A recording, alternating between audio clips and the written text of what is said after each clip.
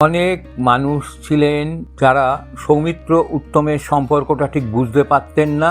তারা কি হতো, নানা জায়গায় উল্টোপাল্টা কথা বলে দুজনের মধ্যে একটা ঝগড়া লাগানোর মতো পরিস্থিতি তৈরি করতেন। কিন্তু বাস্তবে কিন্তু উত্তম সৌমিত্রের মধ্যে দাদা ও ছোট ভাইয়ের মতো মিষ্টি সম্পর্ক ছিল।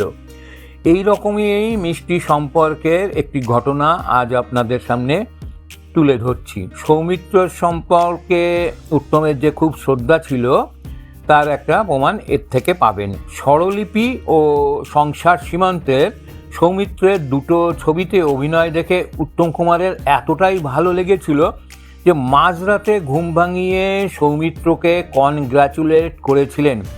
স্বরলিপি দেখে আসার পর রাতে উত্তম কুমার ছোট ভাইকে বললেন, পুলুকে একটু ফোনে ধরতো।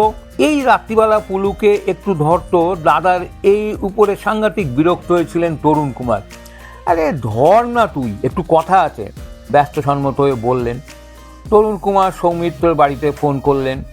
উত্তম ফোনটা ধরে বললেন, কিরে ঘুমোচ্ছিস কেন? ভালো কথা কিছু শোন। স্বরলিপি ছবিটা দেখলাম, আমার ভালো লেগেছে, মন দিয়ে অভিনয় কর, চরিত্র নিয়ে আরও একটু ভাব। এরপরে সংসার সীমান্তা ছবিটাও উত্তম কুমার দেখে খুব আপ্লুত হন। সেদিন ছবিটা দেখে এসে রাতে তরুণ কুমারকে বললেন, এই পুলুকে একটা ফোন লাগাতো।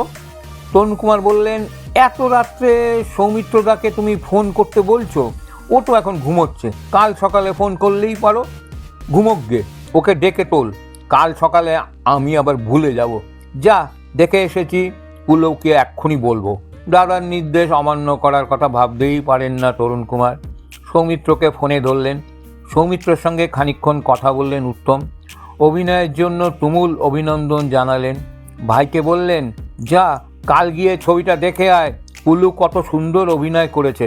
পরদিন সৌমিত্রের সঙ্গে তরুণ কুমারের শুটিং ছিল।